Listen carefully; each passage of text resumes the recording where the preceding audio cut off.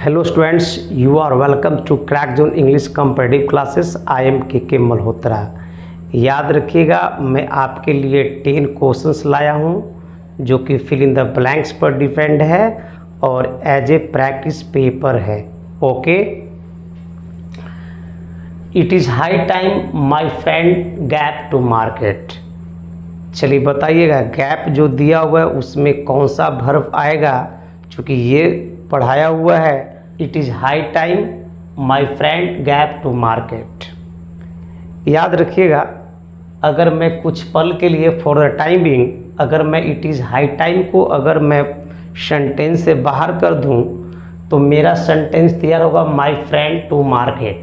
और अगर बीच में वर्ब फिट करना है तो माय फ्रेंड के साथ गोज भी आएगा, वेंट भी आएगा, इज गोइंग भी आएगा, विल गो भी आएगा।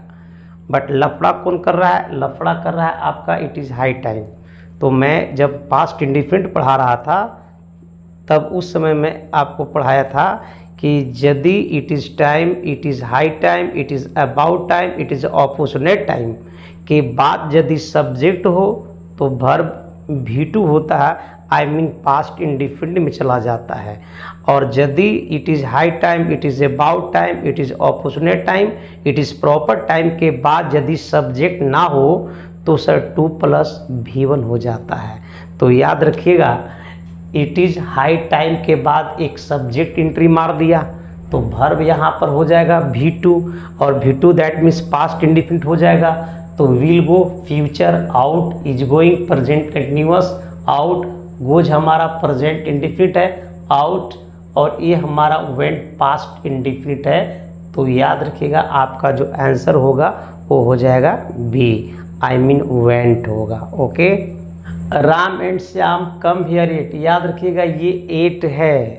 एट दो तरह का काम करता है, ये कंजंक्शन की तरह भी काम करता है और याद रखिएगा एडवर्ब की तरह भी काम करता है। यदि एट कंजंक्शन की तरह काम करेगा तो वो सर याद रखिए कॉन्ट्रास्ट चीज़ को बताता है, और अगर सर ये एडवर्ब की तरह काम करता है तो ये ज़्यादातर प्रेजेंट परफेक्ट का नेगेटिव में आता है। इसलिए यहाँ पर याद रखिएगा एट एक एडवर्ब है, चूँकि यहाँ कंजंक्शन नहीं है। चूँकि कंजंक्शन होता तो सेंटेंस की संख्या 2 होता, बट हमारा सेंटेंस की संख्या 1 है, इसलिए ये कंजंक्शन नहीं है, एडवर्ब है, और ये प्रेजेंट परफेक्ट में ज़्यादातर यूज होता है। तो अगर मैं डोंट की बात करूँ तो ये तो प्रेजेंट हो जाएगा, आउट हो गया। डिडंट ये हमारा पास्ट है, और आरंट ये भी हमारा प्रेजेंट कंटिन्यूअस बन सकता है, बट यहाँ पर कमिंग नहीं है तो ये आउट हुआ। यहाँ पे डू नॉट प्रेजेंट इंडिफिनिट है तो ये नहीं आएगा। डिडंट हमारा पास्ट था, हैवेंट हमारा प्रेजेंट परफेक्ट बनता है। तो याद रखिएगा, हैवेंट को आपको यहाँ सेट करना होगा, यानी कि आपका जो आंसर होगा वो हो जाएगा सी। अब थोड़ा सा डाउट लग रहा होगा कि सर हैव नॉट के बाद तो कम V3 में आना चाहिए। तो याद रखिएगा, कम भी V1 भी होता है और कम V3 भी होता है। आपका जो आंसर है वो हो जाएगा सी। ओके,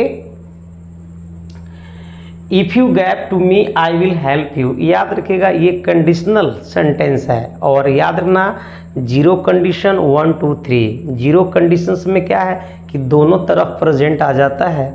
अगर मैं कंडीशन 1 की बात करूं तो याद रखिएगा, इधर हमारा विल है, यानी कि प्रिंसिपल हमारा फ्यूचर है, तो सबनेट क्लाउज हमारा प्रेजेंट आएगा, और यू के साथ केम तो पास्ट है, हैड ये भी पास्ट है, विल तो फ्यूचर के साथ फॉलो नहीं होगा। आंसर आपका सी हो जाएगा। If you come to me I will help you. अगर यहाँ पर वुड होता तो यहाँ पर केम आ जाता, यहाँ पर अगर वुड हैव हेल्प होता तो आपका आंसर हैड कम हो जाता। याद रखिएगा, he does nothing but English. याद रखिएगा, ही डज नथिंग। सर जिस सेंटेंस में डू डज डिड आ जाए तो मैं बार बार बताया था कि डू डज डिड अगर किसी भी सेंटेंस में अगर है तो वर्ब पहले तलाश करना।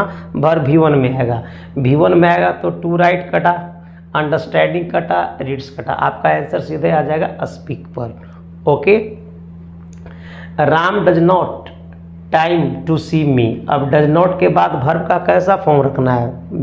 V1 तलाश कीजिए। एच हैज़ ये 5 है, ये हैड ये पास्ट हो गया, आई मीन 3 हो गया, ये गेट्स ये भी है, तो आपका जो आंसर है वो हैव हो जाएगा।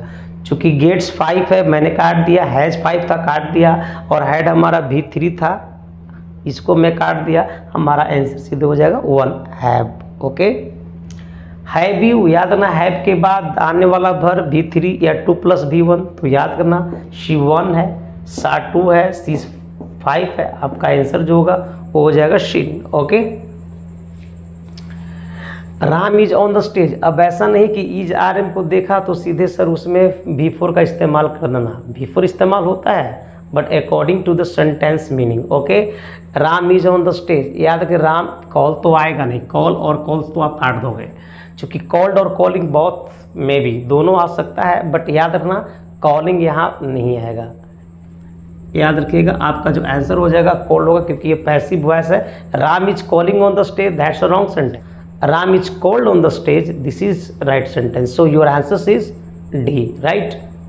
The chair is breaking to break और ब्रोकन और ब्रेक्स, याद रखना ईच को देखा ब्रेकिंग लगा दिया, दैट्स रॉन्ग वे, ये गलत तरीका है। ईच का जो सब्जेक्ट है वो चेयर है, चेयर क्या है, चेयर एक नॉन डूअर सब्जेक्ट है, और यदि सब्जेक्ट आपका नॉन डूअर हो तो वो हमेशा पैसिव की ओर जाता है, यानी कि सर V3, तो V3 क्या है, ब्रोकन है, not breaking, not to break, not breaks, याद रखिएगा ब्रोकन हो जाएगा, right. Ram is you, to meet, teach, helped और हेल्प्स, राम इज हेल्प्ड नहीं होगा, हेल्प्स तो आएगा नहीं, इज के साथ टीच नहीं है, टू मीट आ जाएगा। याद रखिएगा इज RM के बाद 2 + V1 भी आता है, Ram is to meet you, Ram आपसे मिलने वाला है, right.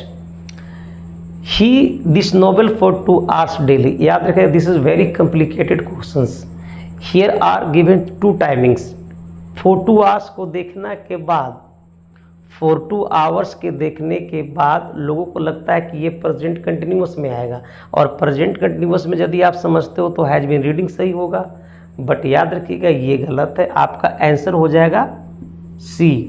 You can ask me question why C, why not A, I just explain you.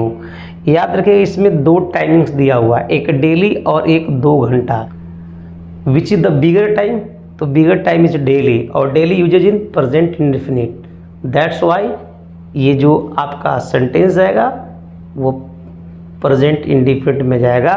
तो याद रखिए वाई, क्योंकि मैं अभी एक्सप्लेन किया कि डेली और 2 hours में बड़ा टाइम डेली है, और डेली हमेशा डेली हो, एवरी डे हो, ईच डे हो, पर डे हो, वंस वीक हो, once a month, once a day है। ओके, वो अक्सर ओफन है, रेगुलरली है, यूजुअली है, वो अक्सर प्रेजेंट इंडेफिनिट में होते हैं। तो याद रखिएगा ही के साथ यहाँ रीड्स आएगा, इज रीडिंग नहीं, टू रीड नहीं, और हैज़ बीन रीडिंग नहीं। हाँ, यदि मैं यहाँ डेली को हटा दूँ तो आपका आंसर हैज़ बीन रीडिंग बन सकता था। ओके, यदि वीडियो पसंद आए तो लाइक, शेयर और सब्सक्राइब कीजिएगा। मिलते हैं अगले वीडियो में, तब तक के लिए धन्यवाद।